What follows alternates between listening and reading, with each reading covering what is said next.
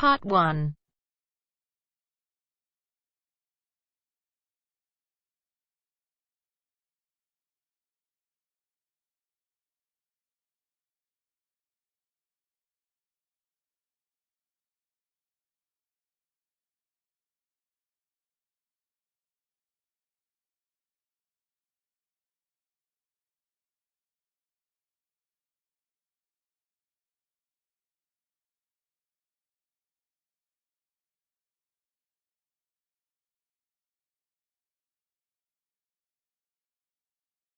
You will hear a number of different recordings, and you will have to answer questions on what you hear.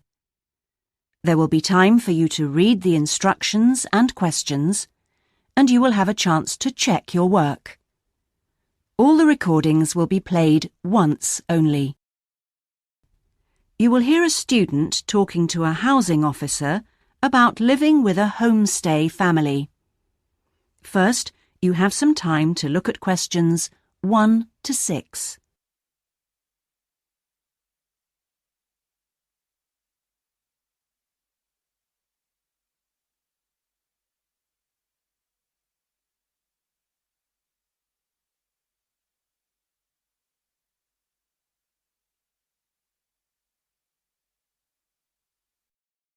Now we shall begin. You should answer the questions as you listen, because you will not hear the recording a second time. Listen carefully and answer questions 1 to 6. Yes, what can I do for you? My friend is in homestay, and she really enjoys it, so I'd like to join a family as well. Okay, so let me get some details. What's your name? My name is Keiko Yuchini. Could you spell your family name for me? It's Yuchini. That's Y-U-I-C-H-I-N-I.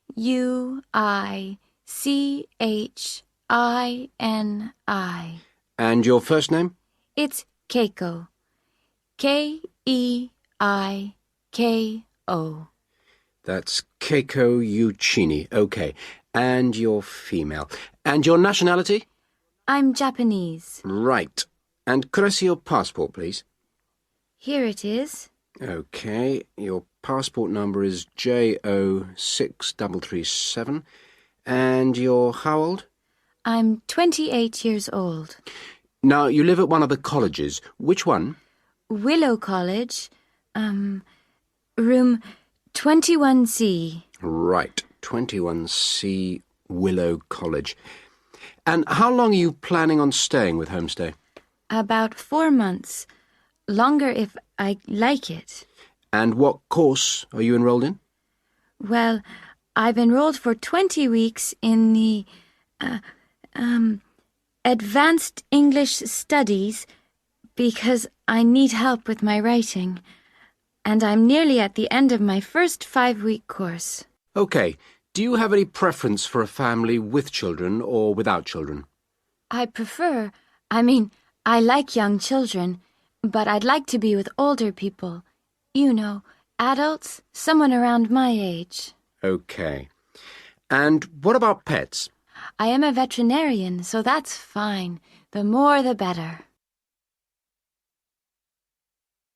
Before you hear the rest of the conversation, you have some time to look at questions 7 to 10.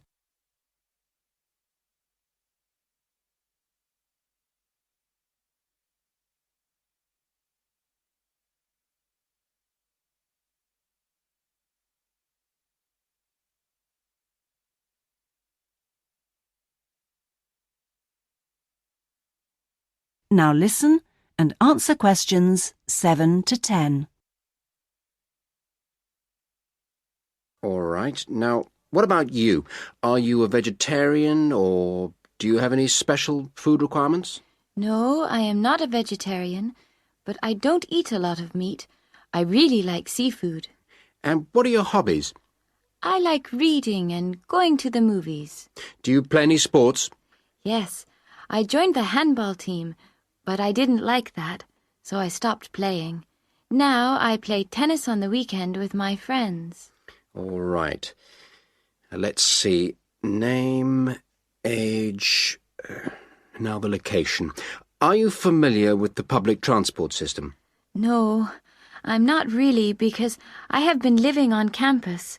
I've been to the city a few times on the bus, but they are always late. What about the trains? I like catching the train. They are much faster. Now, let me go check on the computer and see who I've got. Listen, leave it with me. I'll check my records and I'll give you details this afternoon. Thank you for helping me. It's a pleasure. Bye. Bye. That is the end of part 1. You now have half a minute to check your answers.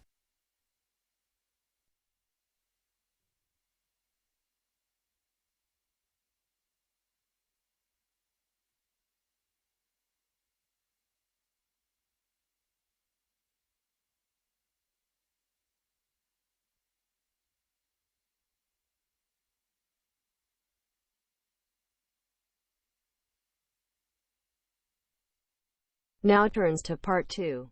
Part 2.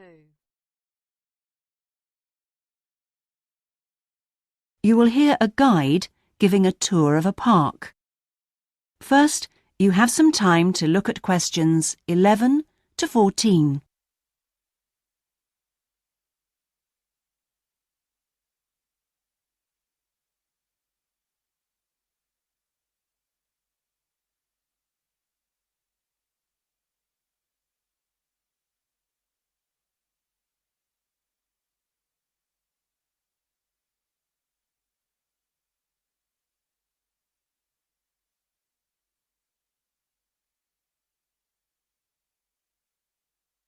Now listen carefully and answer questions 11 to 14. Welcome to all of you. Can everybody see and hear me?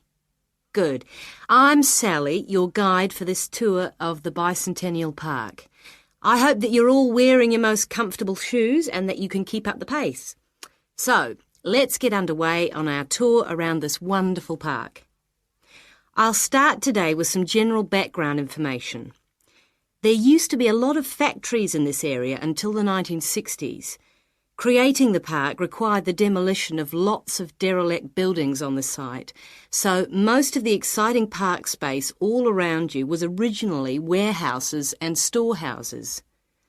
The idea of building a public park here was first discussed when a property developer proposed a high-rise housing development, but the local community wasn't happy. If the land was to be cleaned up, they wanted to use the site for recreation. Residents wanted open space for outdoor activities rather than housing or even an indoor sports complex. Now, to the Bicentennial Park itself. It has 2 areas, a nature reserve and a formal park with man-made features and gardens. The tall blue and white building in front of us is called the Tower and is the centre point for the formal gardens. It stands 12 metres high, so follow me up the stairs to where we can take advantage of the fantastic views. Before you hear the rest of the tour, you have some time to look at questions 15 to 20.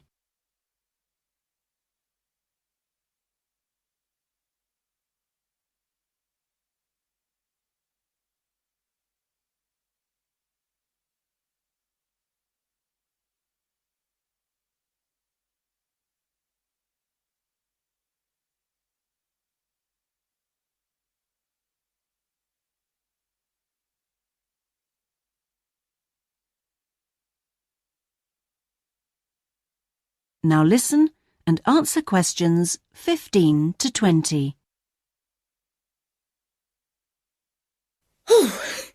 Well, here we are at the top of the tower, and we're going to look at the view from each direction. Out to the east, the large buildings about 1 kilometre away are on the Olympic site.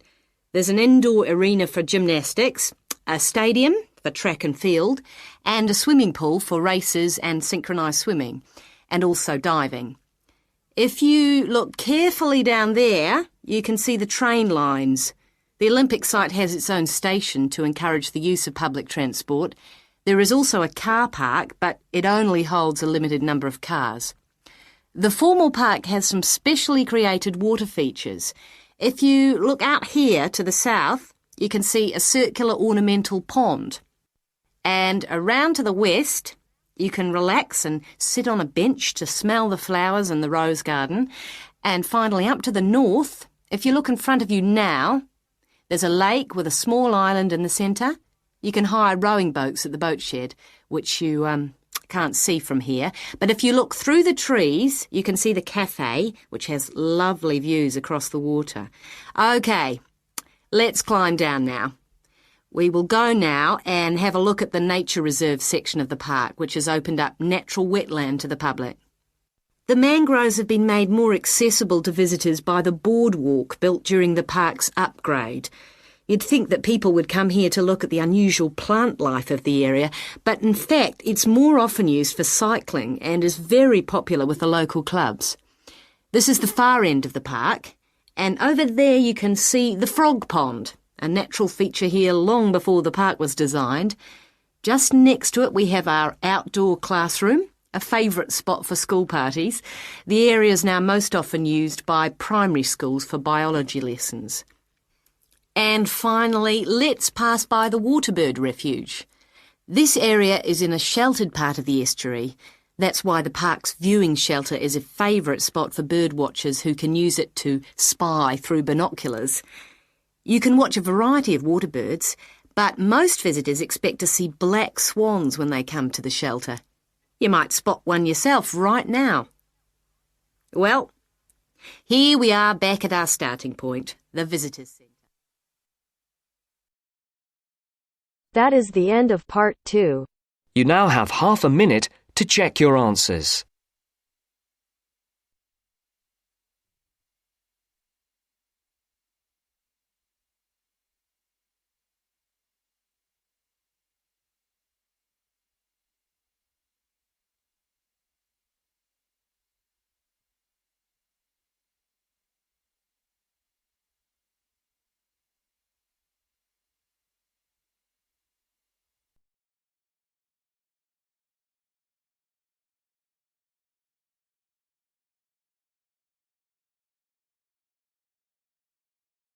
Now turns to part 3.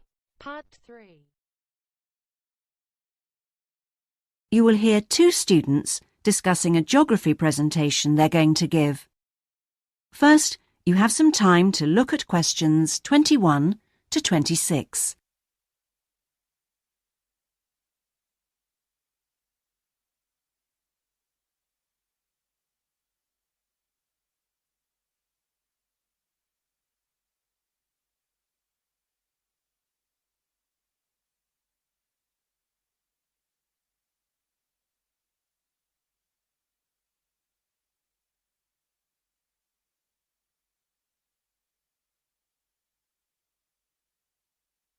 Now listen carefully and answer questions 21 to 26.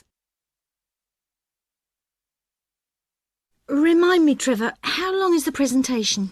Dr. White said 3 per hour. So about 20 minutes. Well, it'll be 15 minutes per presentation. And 5 minutes for questions? And is this one going to be assessed? No, not this time round, because it's the first one, you know. Oh, good news. Well, Trevor, what are we going to include? Well, do you think we ought to give some historical background? Oh, no, definitely not. We won't have time. OK, but I think we ought to say something about the geographical location, because not a lot of people know where the islands are. Yes, OK. I'll take notes, shall I? Yeah, that'd be a help. So, geographical location? Then we ought to give an overview of the whole education system. Shouldn't we say something about the economy? You know, agricultural produce, minerals and so forth? Well, Dr. White said we shouldn't go into that sort of detail. But it's pretty important when you think about it, you know, because it does influence the education system. Look, let's think about that one later, shall we? Let's see how we're doing for time. OK, so general overview of education. Of course. And then the role of English language. No, that goes in the language policy seminar, don't you remember? Are you sure? Positive. All right. So those are the topics we're going to be covering. Mm-hmm. Before you hear the rest of the discussion, you have some time to look at questions 27 to 30.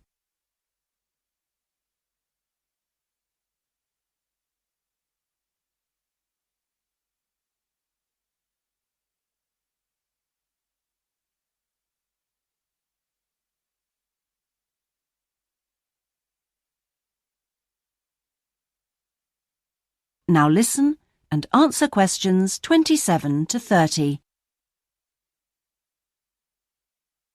We need to think about what to prepare. Dr. White said he wanted us to use plenty of visuals and things, and we might as well try them out when we're not being assessed. Well, the most important thing is the overhead projector. No problem. We'll get that from the media room. Must remember to book it. Well, we'll need a map, of course. Probably two. One of the islands, large scale. And one of West Africa. Well, the West African one is no problem. There's one in the resources room. Oh, yeah, of course, the resources room. The islands are going to be more of a problem. Tell you what, there's a very clear map of Santiago in that tourist brochure I showed you last week. Don't you remember it? Oh, yeah, that's right. We can just use the tourist brochure. We also need statistics on several different things. Literacy rates. Yes, and school places. How about the encyclopedia? Nah, not up to date enough. Why don't we call the embassy? Oh, someone's enthusiastic. Well, if something's worth doing. I know, it's worth doing well. OK. We can find out statistics on school places from them as well. Might as well. Look, Julie, it's almost time for our tutorials.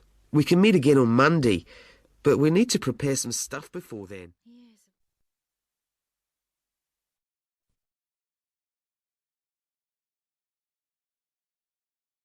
That is the end of part 3. You now have half a minute to check your answers.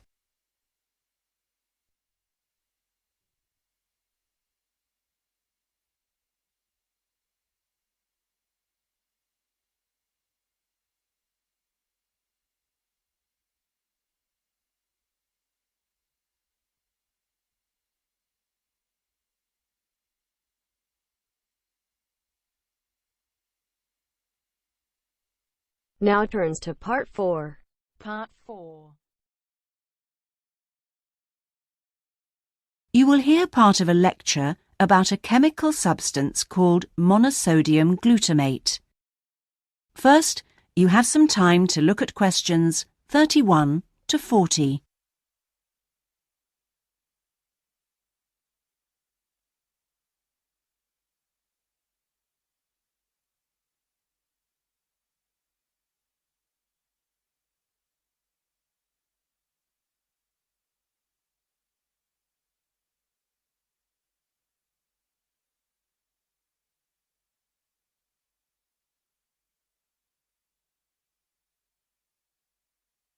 Now listen carefully and answer questions 31 to 40. In today's lecture, I'm going to talk about monosodium glutamate, or MSG as it's more commonly known. Now, MSG, as you probably know, is a flavor enhancer which is used particularly in Chinese and Japanese cooking. Today, I am going to explore why it is so popular in these cuisines, and, more importantly, how does it enhance the flavor of food? The main reason why MSG is more commonly used in Japanese meals is tradition. For many thousands of years, the Japanese have incorporated a type of seaweed known as kombu in their cooking, as they discovered it had the ability to make food taste better. But it wasn't until 1908 that the ingredient in kombu, which was responsible for the improvement in flavor, was actually discovered to be glutamate by scientists working there. From 1908 until 1956, glutamate was produced commercially in Japan by a very slow and expensive means of extraction. It was in 1956 that the speed of the process was improved and industrial production increased dramatically and still continues to increase to this day. In fact, hundreds of thousands of tons of MSG are produced all over the world today.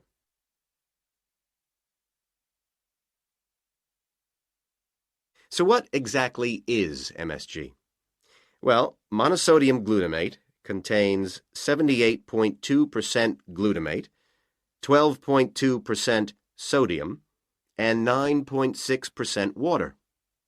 Glutamate is an amino acid that can be found naturally in all protein-containing foods. So this includes food such as meat and cheese. It is widely known that Chinese and Japanese food contains MSG, but many people don't seem to be aware that it is also used in foods in other parts of the world. For example, it is found in commercially made Italian pizzas, in American fast food, and in Britain, MSG is used in things like potato crisps. So, how exactly does MSG work? Well, in the Western world, we commonly talk of 4 tastes, and I'm sure you're all familiar with the concepts of sweet, sour, bitter, and salt. Well, in 1908, Kikunae Ikeda identified a 5th taste, and it is thought that MSG intensifies this naturally occurring taste in some food. It does make perfect evolutionary sense that we should have the ability to detect or taste glutamate because it is the amino acid which is most common in natural foods. John Prescott, an associate professor at the University of Chicago, suggests that this 5th taste serves a purpose just as the other tastes do. He suggests that it signals to us the presence of protein in food, in the same way that sweetness indicates that a food contains energy-giving carbohydrates.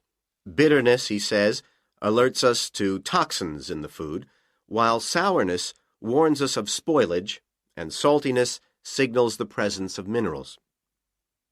So, what else do we know about this 5th taste? That is the end of part 4. You now have half a minute to check your answers.